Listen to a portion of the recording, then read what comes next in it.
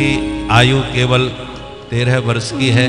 कल भी हम लोगों ने इनकी वाणी का लाभ लिया और आज भी हम लोग दत्तचित्त होकर के इन्हें सुने और सुन करके परिकल्पना करें कि हमारे बाल गोपाल भी इस प्रकार का भविष्य लेकर के हम लोगों के सामने आए। भारतवर्ष की आध्यात्मिक ऊर्जा ऐसे बालकों के माध्यम से ही पुष्ट होगी। तो हमारे पारासर अध्यात्म पीठ के इस उद्घाटन का उद्देश्य भी ऐसा ही है कि हम ब्राह्मण बालकों के जो बालक हैं और भारतीय संस्कृति और व्यासपीठ के जो पथ प्रदर्शक हैं, भारतवर्ष में 2 पीठ हैं, एक 2 गद्दी चलती हैं, राजगद्दी और व्यास गद्दी। और वर्तमान में राजगद्दी और व्यास गद्दी दोनों ही प्रभावित हो रही हैं। आप नौकरी करने जाओ, सरकारी नौकरी के लिए जाओ तो कम से कम कुछ तो आपको प्रमाण पत्र देना होगा अपनी शिक्षा का, कितने पढ़े लिखे हैं, इंटरव्यू देना होगा, तब आपको कोई छोटी मोटी नौकरी मिलेगी, चाहे वो चपरासी की ही क्यों ना हो। परंतु आज राजगद्दी और व्यासगद्दी के लिए किसी परीक्षा की जरूरत नहीं रह गई। जिसका कहीं कोई निर्वाह ना हो तो राजगद्दी पकड़ो अथवा व्यासगद्दी पकड़ो। तो इसलिए राजसत्ता में भी स्वस्थ राजगद्दी के अधिकारी बने, ये राजनेताओं को निर्णय विचार करने की आवश्यकता है।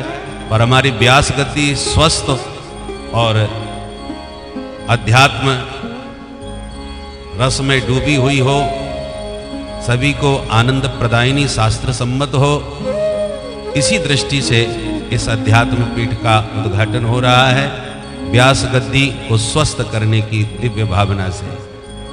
और हम कैसे बालकों का निर्माण इस पीठ में करना चाहते हैं, उसके एक तरह से कोई भव्य भवन बनाना हो तो एक छोटा सा मॉडल बनाया जाता है। तो हमारे अध्यात्म पीठ के ये मॉडल हैं जो आपके सामने बैठे हैं। तो इनकी वाणी को सुन करके आप परिकल्पना करें कि इस अध्यात्म पीठ में हम कैसे बालकों का निर्माण करना चाहते हैं। इनकी वाणी से, इनके स्वरूप का दर्शन करके आपको इसकी झलक प्राप्त होगी। इसलिए सावधान होकर के श्रवण करें। बोल वृंदावन बिहारी लाल की जय।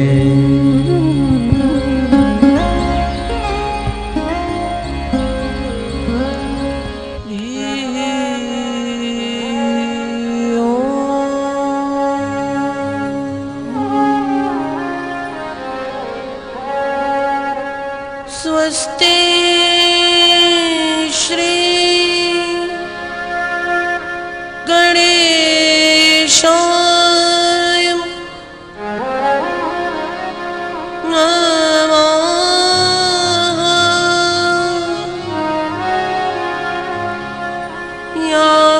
याकाश्च भूमो दिवि वैरसाया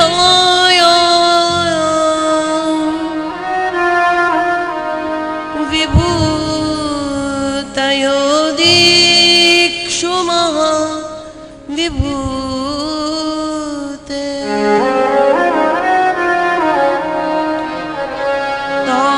तामय्यमाख्या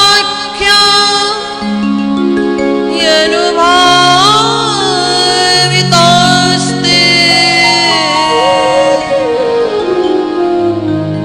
नमामि ते तीर्थपदाङ्घ्रि पद्मम्।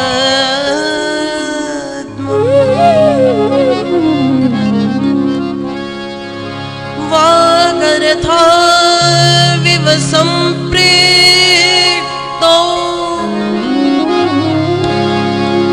वागर्थ प्रतिपत्तये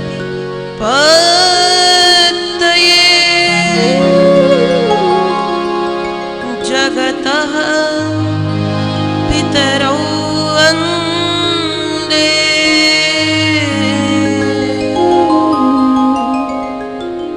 पार्वती पति परमेश्वर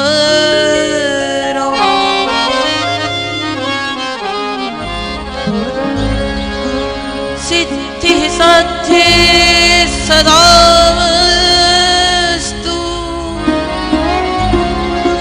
प्रसादात्तस्य धूर्जटे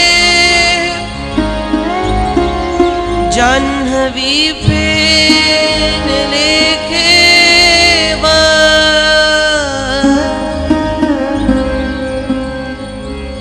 यन्मूर्ध्नि शशिनः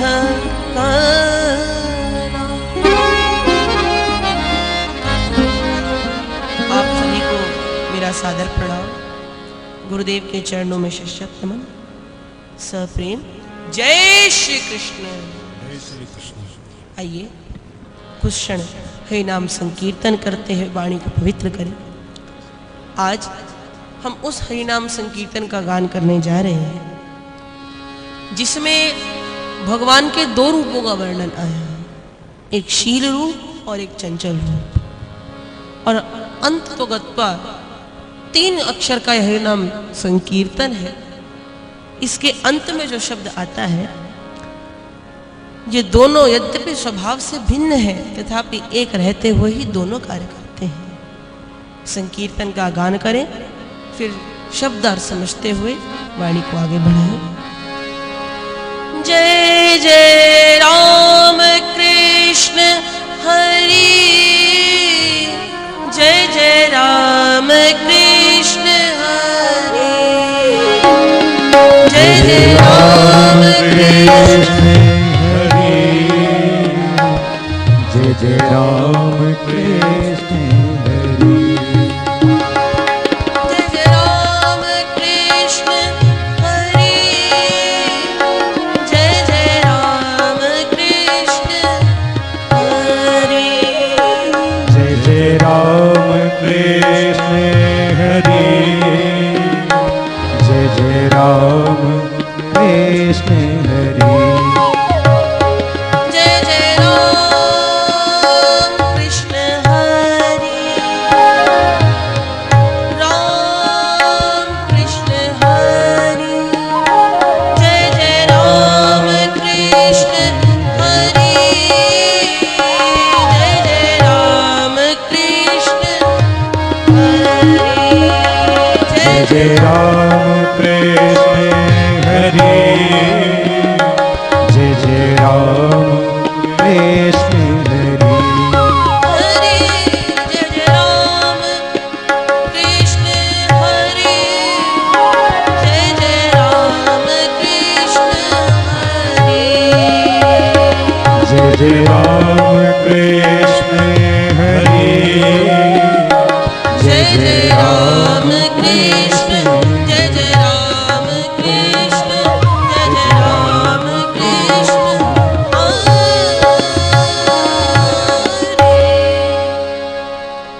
जय जय राम कृष्ण हरि। इस संकीर्तन के आदि में 2 बार जय शब्द कहा।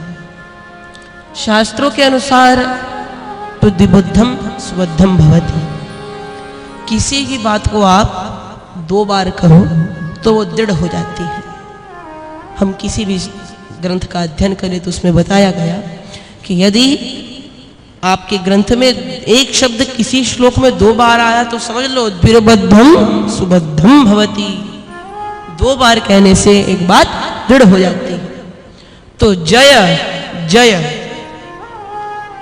अर्थात अस्मिन् संसारे एकेव जयति। इस संसार में एक ही परम तत्व है जिसकी अंत तो गत्वा जय हो। पहले जय का अर्थ, दूसरे का क्या तात्पर्य है? तो दूसरे का तात्पर्य हम ग्रहण कर सकते हैं। जय संहिता इति नामतः पूर्व विख्यातः यत् महाभारतम अथवा महाभारत ग्रंथः तथा च जयति तेधिकं जन्म नाभ्रज अनेन गीतेन यस्य महिमा उक्तम अस्ति तस्य श्री कृष्णस्य श्री रामस्य वा अत्र जयति। अर्थात किनकी विजय हो? जय संहिता के माध्यम से, श्रीमद् भगवत गीता आदि के माध्यम से, श्री रामचरितमानस के माध्यम से जिनकी महिमा का बड़े बड़े विद्वत्कारों ने वर्णन किया, अथवा जयति तेदिकम जन्मना व्रज अनेन गीतेन, इस गीत के माध्यम से, गोपी गीत के माध्यम से जिनका विशुद्ध प्रेम संसार को मिला, उन भगवान श्री कृष्ण। चर्चा तो कृष्ण की हुई, फिर राम जी पहले क्यों आ गए? जरा देखिए, जय जय कृष्ण राम हरि होना चाहिए था, तो राम कृष्ण के हरि क्यों हुआ? तो कहा गया किसी भी व्यक्ति से अथवा किसी भी व्यक्ति विशिष्ट से हमारी पहली मुलाकात होती है तो हमें उसके प्रति अपना शील रूप दिखाना चाहिए। गुरुजी के पास चेला जी पढ़ने गए और गुरुजी से, चेला से कोई गड़बड़ हो गई, गुरुजी ने 2 डंडे लगाकर भगा दिए, तो फिर पढ़ने कोई नहीं आएगा। पहले शील रूप का प्रदर्शन होगा, शील रूप बताया जाएगा, फिर धीरे धीरे जब शील रूप का कार्य पूर्ण हो तब चंचल रूप दिखाया जाए। राम जी कौन है? राम, जिनका नाम लेते ही जीव एकदम खड़ा हो जाता है, सीधा हो जाता है। जिनका नाम कितना सरल है, राम। रवंते योगिनः यत्र सः रामः, जहां योगी जन रमण करे वे राम। इतने बड़े राम होते हुए भी कितने सरल हैं। जितने राम जी सरल हैं उतने ही श्याम जी कठिन हैं। राम जी ने अपनी भगवत्ता कहीं नहीं दिखाई, गलती से एक जगह दिख गई तो वह भी निराश ही हो गई, अहिल्या जी के प्रसंग से। लेकिन हमारे कन्हैया, इन्होंने अपनी भगवत्ता कहीं छुपाई नहीं है। कालिया नाग को दमन किया, वहां भगवत्ता दिखाई। लेकिन यहां हमको बताया कि यद्यपि राम और कृष्ण स्वरूपतः भिन्न भिन्न है, स्वभावतः भिन्न भिन्न है, किंतु हरि भगवान नारायण के ही ये अवतार है और दोनों ही काम करते हैं। भगवान श्री राम क्या काम करते हैं? भगवान श्री राम जीव के अहंकार के स्वभाव का हरण करते हैं अपने शील स्वभाव से। और भगवान श्री कृष्ण क्या करते हैं? तो भगवान श्री कृष्ण अपनी चंचल वाणी से, श्रीमद् भगवद गीता के ज्ञान से जीव मात्र के अज्ञान को नष्ट करते हैं, तो दोनों ही हरण का काम करते हैं। ऐसे श्री राम कृष्ण दोनों की ही परम पवित्र गाथा वर्णित है जिस शास्त्र में। ऐसा श्रीमद् भागवत महापुराण शास्त्र जो हमको अनुशासन से जीवन जीना सिखाता है। शास्त्रीति शास्त्रम। ऐसे श्रीमद् भागवत महापुराण को श्रवण करने का परम सौभाग्य हम सभी को इस वृंदावन जैसी तीर्थ नगरी में प्राप्त हो रहा है। वृंदावन हम सब जैसे जानते हैं, वृंदायाः वनम वृंदावनम, तुलसी के वन को वृंदावन कहा गया। ये सब भली भांति जानते हैं, लेकिन वास्तविकता में ये वृंदा है कौन? कृष्णोपनिषद में वृंदा क्या है बताया गया। अब्ज कांडम जगत बीजम धृतम पाणौ स्वलीलया गरुड़ो मठ भांडीर सुदामा नारदो मुनि। ये संसार एक बीज है जो भगवान के हाथ में है। श्रीमद् भगवद गीता के 15वें अध्याय के पहले श्लोक में भगवान ने बताया कि ऊर्ध्वमूल मदशाखा, ये संसार उल्टा पेड़ है, इसका मूल ऊपर की ओर है और शाखाएं नीचे की ओर। तो इस संसार का बीज जिनके हाथों में है, होते हुए भी किसी को नहीं दिखाते, ऐसे भगवान श्री कृष्ण। उनका ये वृंदावन जिसमें एक स्थान है भांडीर वन, वो गरुड़ है। और सुदामा जी कौन है? सुदामा नारदो मुनि। नारद जी स्वयं सुदामा बनकर आए। अब आगे सुनिए। वृंदा भक्ति क्रिया बुद्धि सर्व जंतु प्रकाशिनी वृंदा भक्ति, जो वृंदा है, जो तुलसी है, साक्षात माता भक्ति का प्रतीक है। अब देखिए हमारे वृंदावन में माता वृंदा का तो नाम ही जुड़ा है और वास भी है, और क्रिया बुद्धि, भगवान की जो क्रियाएं हैं, जो उन्होंने लीलाएं वृंदावन की गलियों में की है, वो उनकी बुद्धि है। और ये बात तो सब प्रमाणित करते हैं, हमारी बुद्धि जहां चल रही होगी ध्यान और दिमाग वहीं जाएगा। तो जिनकी क्रिया रूपी बुद्धि सदा वृंदावन में निवास करती है, उनका ध्यान तो सदा वृंदावन में ही रहता है। ऐसे वृंदावन में हम निवास कर रहे हैं, हम हरि चर्चा श्रवण कर रहे हैं। ये भक्ति और प्रभु की क्रिया कैसी है? तो सर्व जंतु प्रकाशिनी, चैतन्य हो अचैतन्य हो, जीवित हो निर्जीव हो, सबको प्रकाश देने वाली है। इसीलिए तस्मान्न भिन्नम मा भिन्नम माभिर्भिन्नो न वै विभु, भिन्न भिन्न सुनाई दिया। इसका तात्पर्य क्या है? तस्मान न भिन्नम, माधव वृंदावन से कभी भिन्न नहीं हो सकते, और वृंदावन माधव से कभी भिन्न नहीं हो सकता। इसलिए वृंदावन माधव से अभिन्न है और माधव वृंदावन से अभिन्न है। ये एक ही अंग है, एक सिक्के के दो पहलू, वृंदावन और हमारे माधव है। ऐसी तीर्थ नगरी वृंदावन में, यद्यपि हमारे उपनिषद भगवान कहते हैं, ईशावास्य उपनिषद में आया, ईशावास्यमिदग्गुं सर्वं यत्किंच जगत्यां जगत तेन त्यक्तेन भुञ्जीथामाग्रिधः कस्य सिद्धरम्। ईशावास्यमिदं सर्वम्, इदं संसारे अस्मिन् संसारे यत्किमपि अस्ति तत् ईशावास्येव अस्ति। इस संसार में जो कुछ भी है सब ईश्वर का स्थान है। लेकिन कहते हैं ना कि सामान्य से विशेष ज्यादा महत्वपूर्ण होता है। ऐसे ही यद्यपि संबंध संसार में भगवान का निवास है, लेकिन वृंदावन में भगवान का मुख्य रूपेण निवास है। तो ऐसे वृंदावन की भूमि में जहां भक्ति का बहुमूल्य है, भक्ति का वर्चस्व हो भी क्यों ना, जिसके नाम के आगे ही वृंदा लगा, जो भक्ति का प्रतीक है। अरे ऐसा भक्ति का वर्चस्व है, बड़े बड़े अद्वैत वेदांती जो अपने आप को परम विद्वान मानते हैं, द्वैत को कभी माना ही नहीं, ऐसे अद्वैत वेदांती भी यहाँ आकर भक्ति के रंग में ऐसे रंग गए।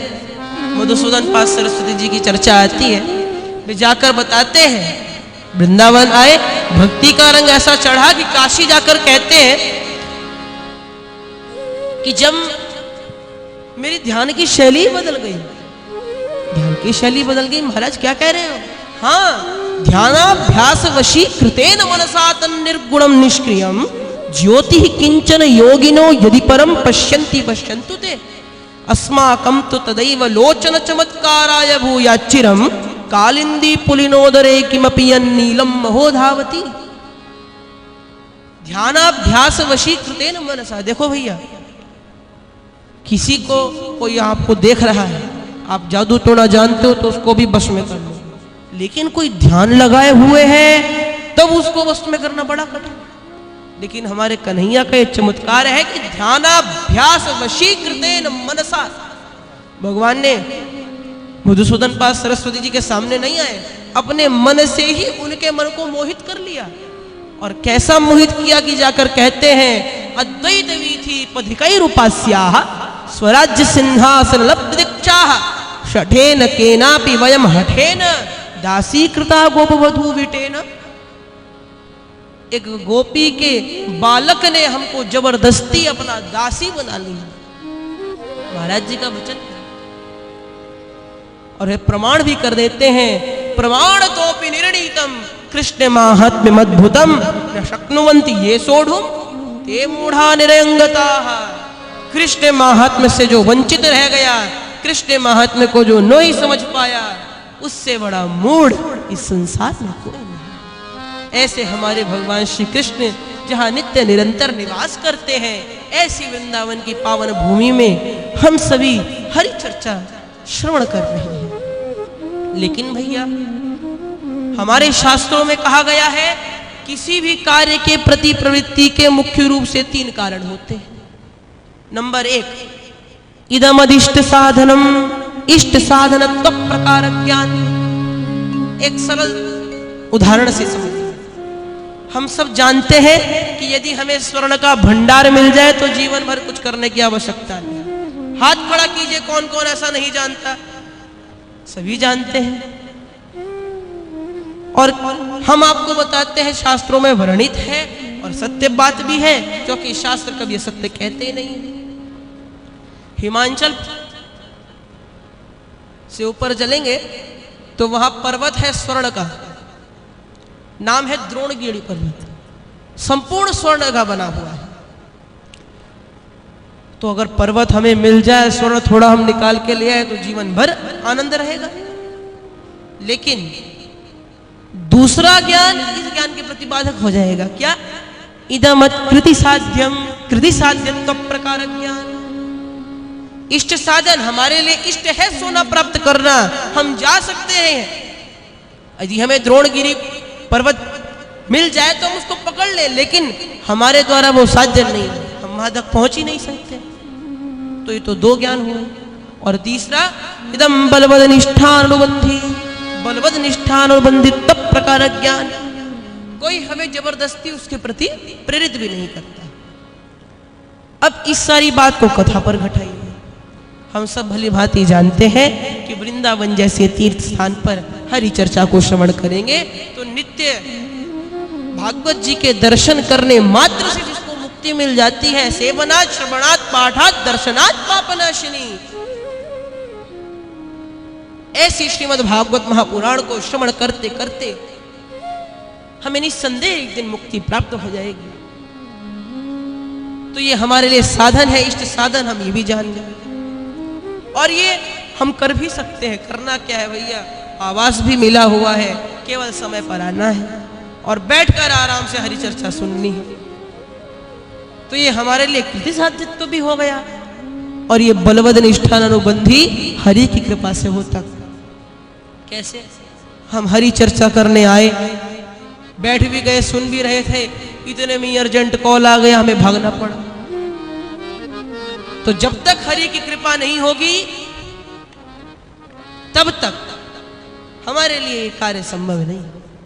तो अब हम ये जान सकते हैं कि हम पे हरि की कृपा भी महती है, हरि की कृपा भी है और ये बात भी है, हमारे लिए सुअवसर भी है जो हम वृंदावन के तीर्थ नगरी में बैठकर हरि चर्चा श्रवण कर रहे हैं।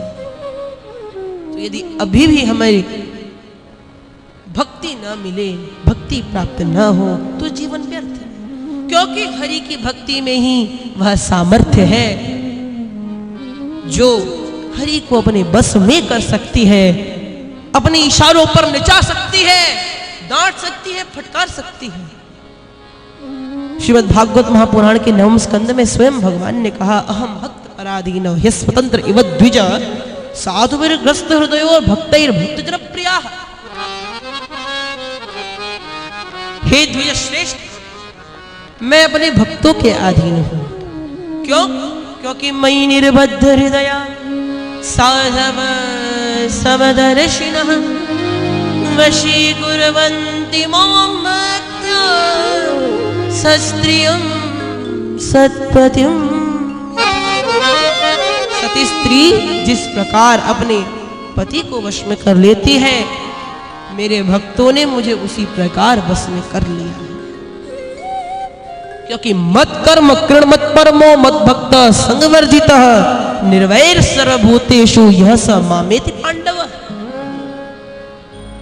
श्रीमद् भगवद गीता के 11वें अध्याय के 55वें श्लोक में भगवान ने कहा कि हे अर्जुन, जो भक्त अपने आप को मेरे चरणों में समर्पित कर देता है वो मेरा ही हो जाता है। लेकिन समर्पित कैसे करे? तो भगवान ने बताया श्रीमद् भागवत महापुराण के 2 स्कंद के 4th अध्याय के 17वें श्लोक में कि तपस्विनो दानपरा यशस्विनो मनस्विनो मंत्रविदः सुमंगलाः क्षेमं न विन्दन्ति विनाय दर्पणम तस्मै सुभद्रश्रवसे नमो नमः। कोई कितना ही बड़ा तपस्वी, ओजस्वी, तेजस्वी, मनस्वी क्यों ना हो, सच्चे हृदय से हरि के चरणों में अपने आप को समर्पित कर दिया तो कल्याण हो जाएगा, भक्ति मिल जाएगी। और भक्ति के चक्कर में जिनको भक्ति मिली है उन्होंने अपने हरि को अपने वश में किया। क्योंकि इस कलिकाल में क्या कार्य है, न तुपोभिर न वेदैश्च न ज्ञाने नापि कर्मणा हरिर्हि साध्यते भक्त्या प्रमाणम तत्र गोपिका। शेष महेश गणेश दिनेश सुरेश हूँ जाहि निरंतर ध्यान। बैकुंठ में जाकर देखिए सब प्रभु की स्तुति करते हैं और इसी ब्रजभूमि में एक गोपिका आकर कहती है, माधव नई नई छाछ बनाई है, पीनी है तो नृत्य कर कर देखा। ताही अहीर की छो हरिया छिछियावर छाछ पे नाच नच। ऐसी ब्रजभूमि में हमको निस्संदेह भक्ति प्राप्त करनी चाहिए। लेकिन एक बात अवश्य याद रखना कि भक्ति हो तो ज्ञानमयी भक्ति हो। मैंने कल भी ये बात कही थी कि बिना ज्ञान की भक्ति पतन का कारण भी बन सकती है, जिस प्रकार बिना भक्ति का ज्ञान नीरस हो जाता है। दोनों का ही सामंजस्य है। भक्ति किसे कहते हैं? प्रीति को कहते हैं। गोस्वामी जी महाराज ने कहा, जाने बिनु न होए परतीति,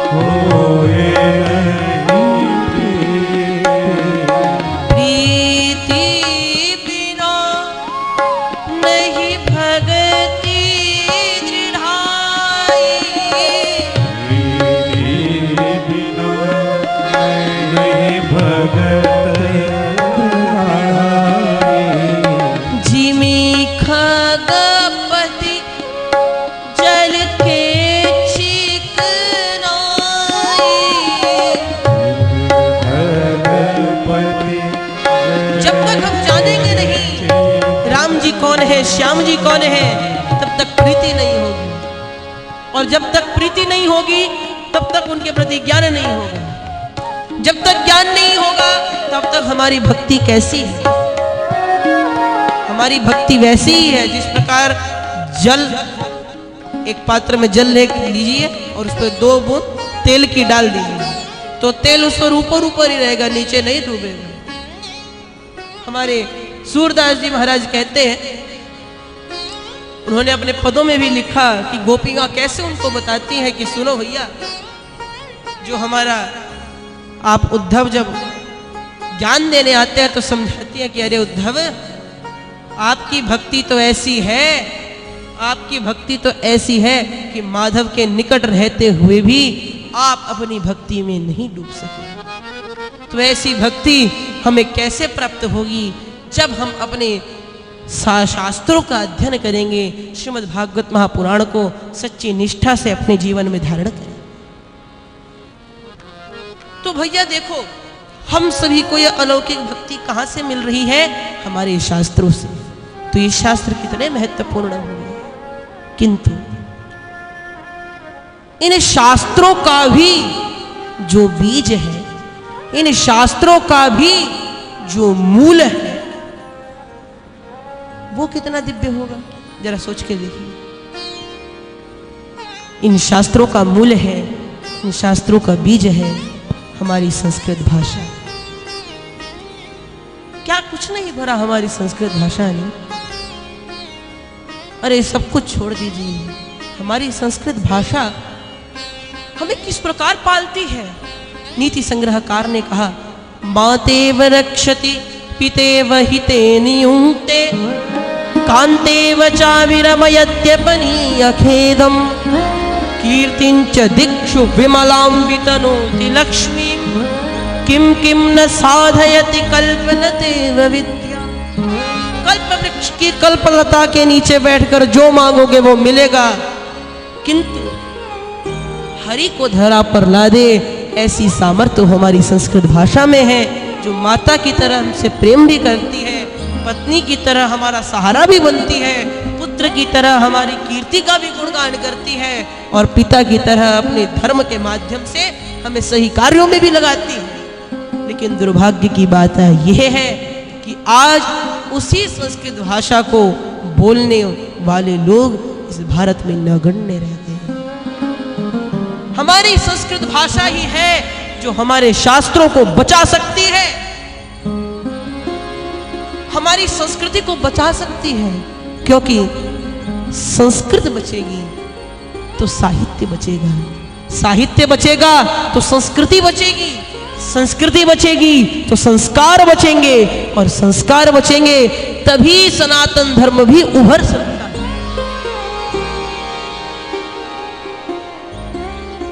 एक कवि कहते हैं, संस्कृतेन सुसंपन्नम भारतम भारतमुच्यते, संस्कृतेन विना देशः केवलम चेंडियोच्यते। अर्थात जब तक भारत देश में संस्कृत है, जब तक भारत देश में संस्कृति जिंदा है, तभी तक भाति थी भारतम। भारत किसे कहते हैं? सूर्य इव प्रकाशम ददाति यह स भारतम, जो सूर्य के समान प्रकाश दे वो भारत। जब तक भारत में संस्कृत है, संस्कृति है, तभी तक भारत भारत है, अन्यथा वो तो इंडिया ही है। हमारा भारत तभी तक है जब तक हमारी संस्कृत भारत में जीवित है। अभी हमारे भैया बता रहे थे कि गोस्वामी श्री तुलसीदास जी ने कवीश्वर और कपीश्वर दोनों का नाम अपने मंगलाचरण में लिया। तो कवि किसे कहते हैं?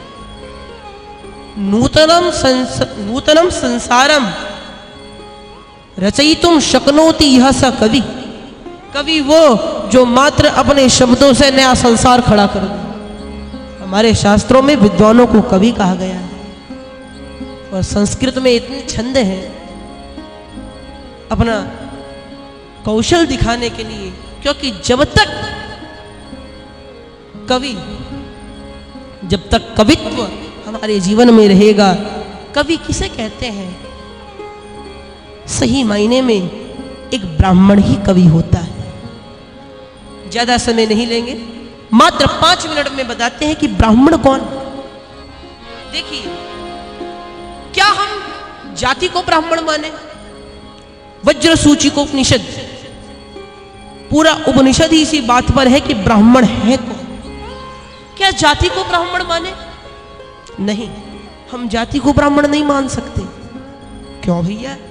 क्योंकि जाति को यदि ब्राह्मण माने तो परशुराम जी तो जाति से ब्राह्मण थे, लेकिन कार्य कैसे करे? क्षत्रियों वाले। और विश्वामित्र जी जाति से क्षत्रिय थे, कर्म करे ब्राह्मणों वाले। शास्त्र कहते हैं जन्मना जायते शूद्र। जब हम माता के गर्भ से जन्म लेते हैं तो हम शूद्र होते हैं, किंतु अपने कर्मों के बल पर हम ब्राह्मण क्षत्रिय आदि की उपाधि प्राप्त करते हैं, तो जाति ब्राह्मण नहीं। तो क्या फिर हम देह को ब्राह्मण माने? ना, देह भी ब्राह्मण नहीं। देह ब्राह्मण क्यों नहीं? क्योंकि हमारे जो वाल्मीकि जी महाराज हैं, वाल्मीकि जी का देह तो वल्मीक से निकला था। वल्मीक किसे कहते हैं? वल्मीक कहते हैं जब वाल्मीकि जी तपस्या पर बैठे तो चींटियों ने उनके ऊपर घर बनाया।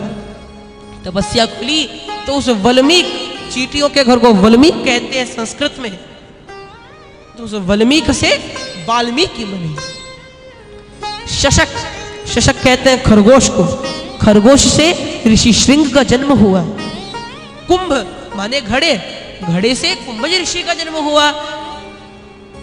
तो व्यास जी, हमारे कृष्ण द्वैपायन वेद व्यास जी का जन्म भी तो सत्यवती जी से हुआ था, वे भी तो तन से ब्राह्मण नहीं थी।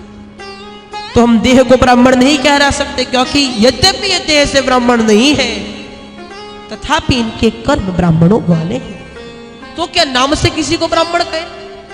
तो भैया राम जी का नाम देखिए, कितना सुंदर नाम, लेकिन फिर भी क्षत्रिय है। और रावण का नाम देखिए, सुनते ही आदमी कांप हो जाए, लेकिन फिर भी ब्राह्मण, नाम भी ब्राह्मण नहीं।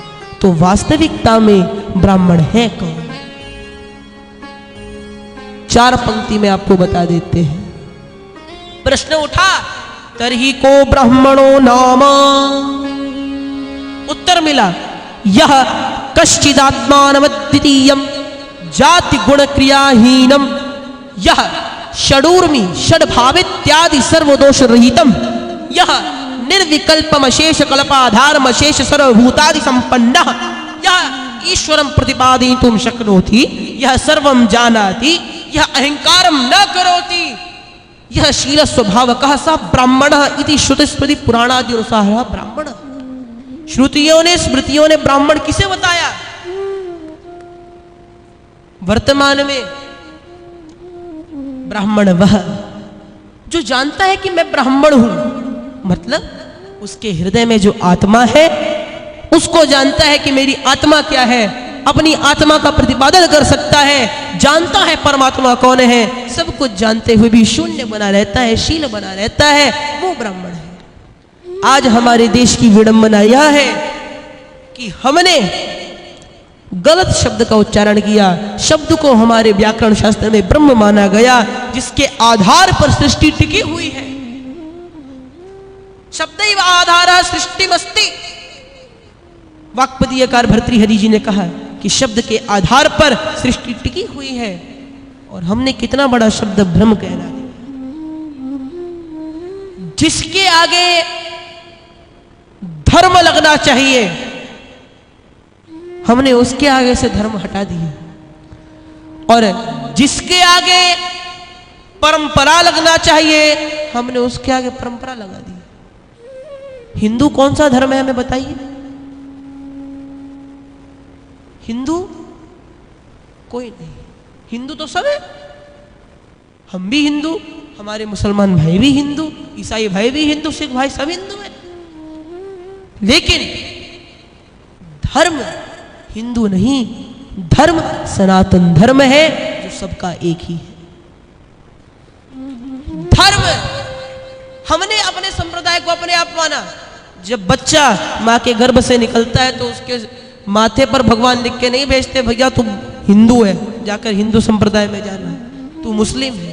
ये हमारी सोच है कि हिंदू क्या है मुस्लिम क्या नहीं। सारा झगड़ा ही इसी बात पर टिका हुआ है।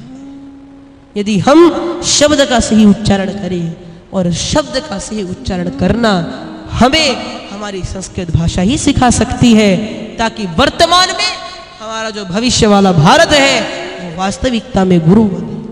और इसी संस्कृत भाषा के प्रचार के लिए जिसका महान विस्तार श्रीमद् भागवत महापुराण में दिया गया है, हमारी पाराशर अध्यात्म पीठ का विस्तार हुआ है, इसका उद्घाटन हो रहा है, ताकि लोग संस्कृत के महत्व को समझें, भागवत जी को समझें, फिर लोगों के हृदय में जो आजकल भ्रांतियां आ रही हैं उनको दूर करें। इस पाराशर विद्यापीठ के निर्माण में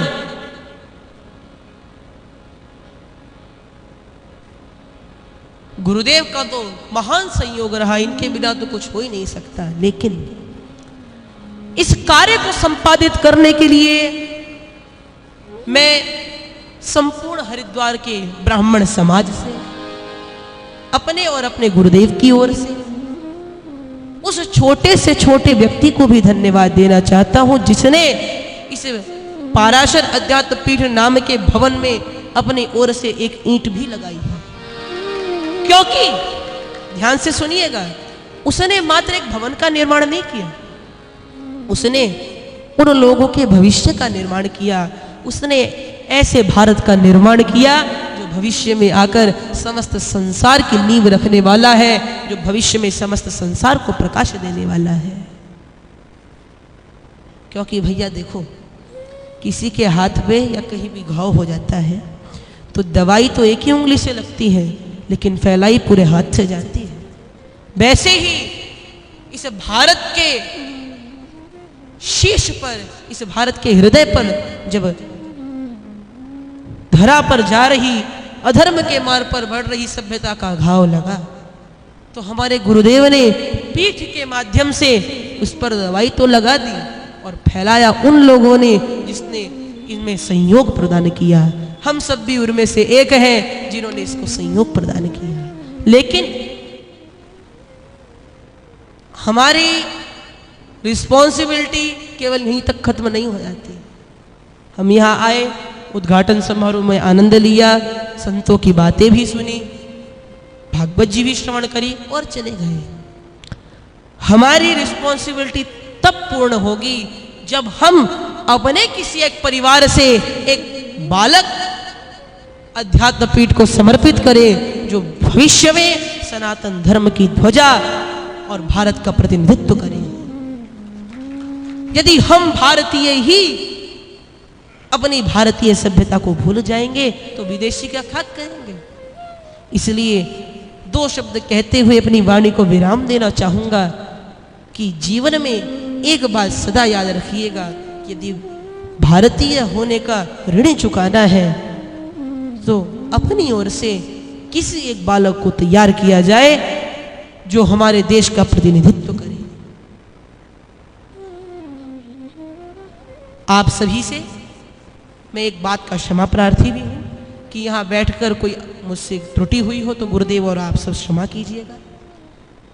2 दिन के वक्तव्य में कुछ भी अशुद्धियां रह गई हों उसके लिए 2 मिनट एक प्रार्थना करते हैं, उसके बाद वाणी को विराम।